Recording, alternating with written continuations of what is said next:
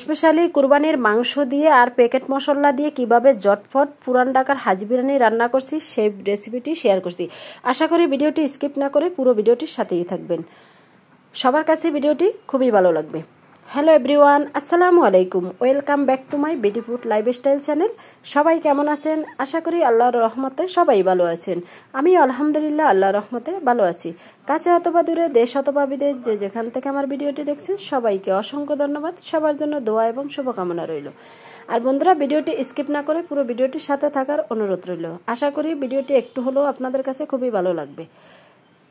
শুধুমাত্র প্যাকেট মশলা দিয়ে ঝটপট পুরান ঢাকার হাজি বিরিয়ানি রান্না করে নিলাম। খেতে কিন্তু দুর্দান্ত হয়েছে আর দেখতেও মাশাআল্লাহ অনেকটাই লোভনীয় হয়েছে। আর আজকে মূলত বিরিয়ানিটা রান্না করে আমার ছেলের জন্য মাদ্রাসায় নিয়ে গেছি, সেই বক্সগুলোও সাজিয়ে নিয়েছি, তোমাদের সাথেও একটু শেয়ার করছি। আর আমার ভিডিওটি ভালো লাগলে লাইক কমেন্ট শেয়ার করে পাশে থাকবে। আর চ্যানেলে নতুন হলে চ্যানেলটি সাবস্ক্রাইব করে বেল অন প্রেস করে রাখবে নিত্য নতুন ভিডিও পাওয়ার জন্য। আর ভিডিওটি দেখতে দেখতে যারা এই পর্যন্ত আসছে একটি লাইক দিতে ভুলে গেছে, ছোট্ট একটি লাইক দিয়ে ভিডিওটি কন্টিনিউ করিও। আজকে হাজি বিরিয়ানি রান্না করার জন্য আমি নিয়েছি এখানে 1.5 কেজি গরুর মাংস। আর মাংসগুলো চর্বি বলা ছিল আর হাড় বাদে।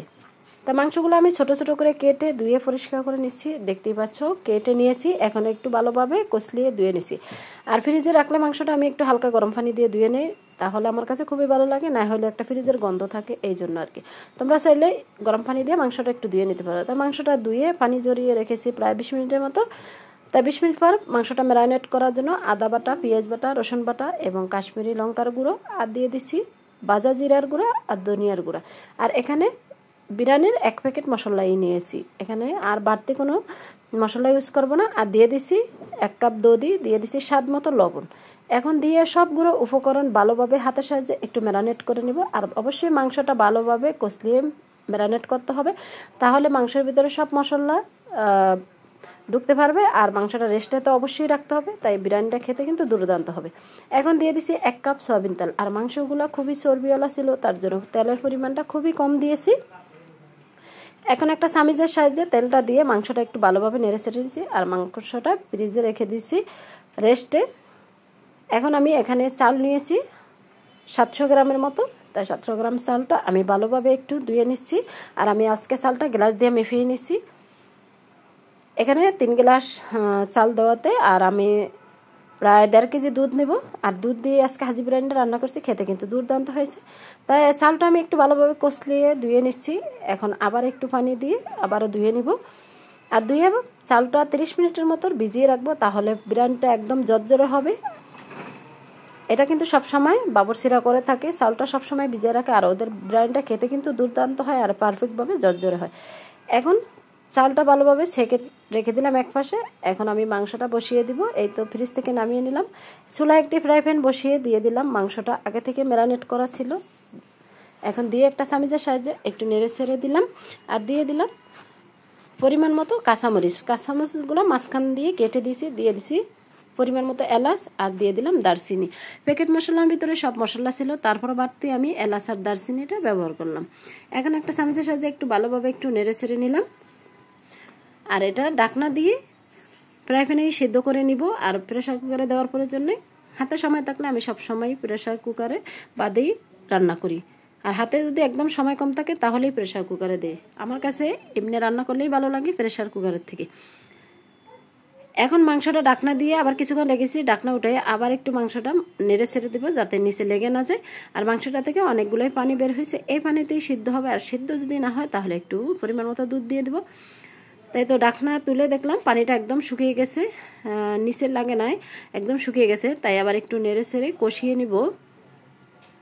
আর মাংসটা যত কষাবেন ততই বিরিয়ানিটা কিন্তু খেতে দুর্দান্ত হবে। মাংসটা যত মজা করে রান্না করতে পারবেন বিরিয়ানিটাও কিন্তু অনেকটাই মজা হবে, সব কিছু মাংসের ভিতরেই। তা অবশ্যই খেয়াল রাখবেন মাংসটা একটু ভালোভাবে রান্না করার জন্য, তাহলে বিরিয়ানিটা রান্না করলে একদম পারফেক্ট হয়ে যাবে। তাই আমি মাংসটা একটু ভালোভাবে কষিয়ে নিছি চুলা মিডিয়াম আঁচে রেখেই। তা এটা ভালোভাবে একটু নেড়ে ছেড়ে দিলাম। আর এখন দিয়ে দিব আমি পরিমাণ মতো পেঁয়াজ কুচি। পেঁয়াজটা দিয়ে আবার একটু নেড়ে ছেড়ে দিব। আমি কিন্তু আগে পেঁয়াজটা ব্যবহার করিনি, আমি মাঝামাঝিতে সেই পেঁয়াজটা ব্যবহার করছি। আর আমি আজকে যেই প্রসেসে বিরিয়ানিটা রান্না করছি তোমরা একবার হলেও বাসায় ট্রাই করবে, খেতে কিন্তু দুর্দান্ত হয়েছে।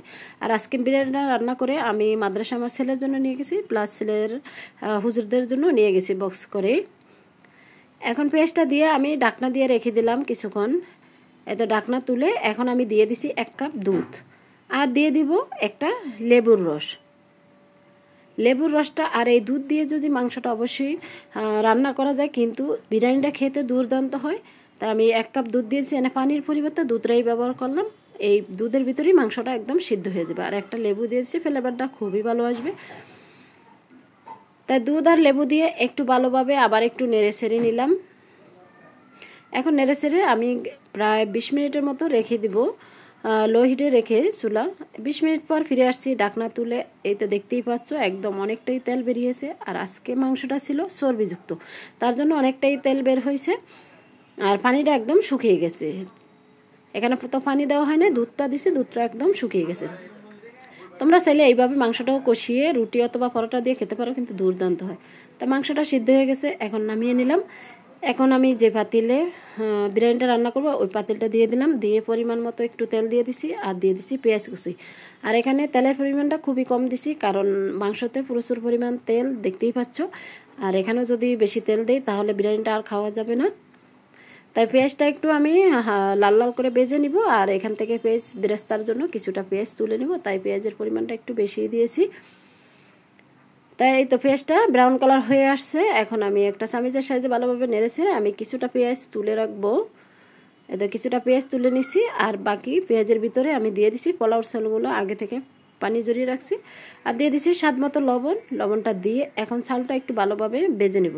আর অবশ্যই খেয়াল রাখবেন চালটা একটু ভালোভাবে ভেজে নেওয়ার। আর চালটা যদি ভালোভাবে ভেজে নেন আর মাংসটা যদি পারফেক্টভাবে রান্না করেন তাহলে পুরান ঢাকার হাজি বিরিয়ানিও ফেল হয়ে যাবে আপনার রান্নার উপরে। আজকের বিরিয়ানিটা তো খেতে দুর্দান্ত হয়েছে, আমার পরিবারের সবাই তো ভীষণ খুশি। আর আমি আজকে মাদ্রাসায়ও নিয়ে গেলাম হুজুরদের জন্য, অবশ্যই তাদেরও খুব পছন্দ হবে। এখন আমি এখানে দিয়ে দিছি 1 চামচ ঘি। ঘি দিয়েই পোলাওর চালটা ভেজে নিচ্ছি। আপনারা চাইলে স্কিপ করতে পারেন, হাতের কাছে না থাকলে। আমার কাছে ঘি আছে তাই আমি ঘিটাও দিয়ে এখন প্রায় 10 থেকে 15 মিনিট পর্যন্ত আমি এই পোলাওর চালটা ভেজে নিব। তাই এটা অনবরত নাড়ানাড়ি করেই ভেজে নিব যাতে নিচে লেগে না যায়, কারণ নিচে লেগে গেলে একটা পোড়া গন্ধ আসলে বিরিয়ানি আর খাওয়া যাবে না।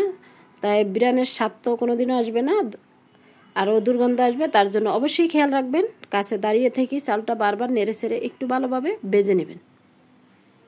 আর বন্ধুরা ভিডিওটি দেখতে দেখতে যারা এই পর্যন্ত আসছে একটি লাইক দিতে ভুলে গেছে, ছোট্ট একটি লাইক দিয়ে আমার ভিডিওটি কন্টিনিউ করার অনুরোধ রইল। আর আমার ভিডিওটি দেখার জন্য সবাইকে অসংখ্য ধন্যবাদ, সবার জন্য দোয়া এবং শুভকামনা রইল। আর এখানে আমি 1.5 কেজি দুধ এই তো ফুটিয়ে নিলাম। আজকে যেহেতু 700 গ্রাম চাল দিয়েছি, মানে 3 গ্লাস, তাই এখানে 6 গ্লাস দুধ ছিল। ডাবল দুধ, আর পানি চাইলে ডাবল পানি দিতে হবে, তাহলেই বিরিয়ানিটা একদম পারফেক্ট ঝরঝরে হবে। তাই এখন দুধটা আমি আগে থেকে উতরে রেখেছি, তাই দুধটা দিয়ে দিচ্ছি, সাথে সাথেই বলক চলে আসছে। এখন আমি ঢাকনা দিয়ে রাখলাম, তাই ঢাকনা তুলে আবার একটু নেড়ে ছেড়ে নিব। এখন একটু নেড়ে ছেড়ে নিলাম। আর এখন দিয়ে দিছি পরিমাণ মতো কিশমিশ, আর দিয়ে দিলাম আলুর গুড়। কিশমিশ আলুর গুড় দিলে বিরিয়ানিটা খেতে কিন্তু খুবই ভালো লাগে। তাই একটু ভালোভাবে নেড়ে ছেড়ে নিলাম। আর এখন দিয়ে দিব আগে থেকে মাংসগুলো কষিয়ে রেখেছি, মাংসটা সম্পূর্ণ মাংসটাই দিয়ে দিব। আমি কিছুটা দিয়ে আবার নেড়ে ছেড়ে নিচ্ছি, বাকিটা সম্পূর্ণটাই দিয়ে দিব। তাই একটু নেড়ে ছেড়ে নিলাম। আর এখানে দেখতেই পাচ্ছ তেলের পরিমাণটা অনেক ছিল, তাই চালটা ভাজার সময় তেলটা একটু কমে দিয়েছি। তাই সবটুকু মাংস দিয়ে দিলাম।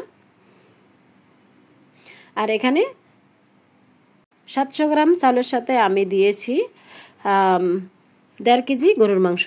একদম পারফেক্টভাবে আমার বিরিয়ানিটা রেডি হয়ে যাবে আজকের। এই তো 1.5 কেজি মাংস দিয়ে 700 গ্রাম চালের সাথে।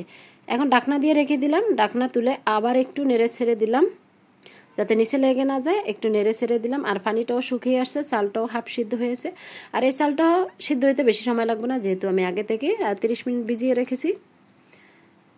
এখন নেড়ে ছেড়ে আবার দিয়ে দিব আমি ঢাকনা দিয়ে প্রায় 10 মিনিট পর আবারও ঢাকনা তুলে আবার একটু নেড়ে ছেড়ে দিব।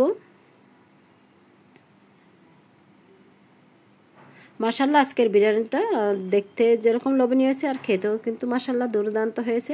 বন্ধুরা, আমার বিরিয়ানির রেসিপিটি কেমন হয়েছে অবশ্যই কমেন্টের মাধ্যমে মূল্যবান মতামত রাখবেন।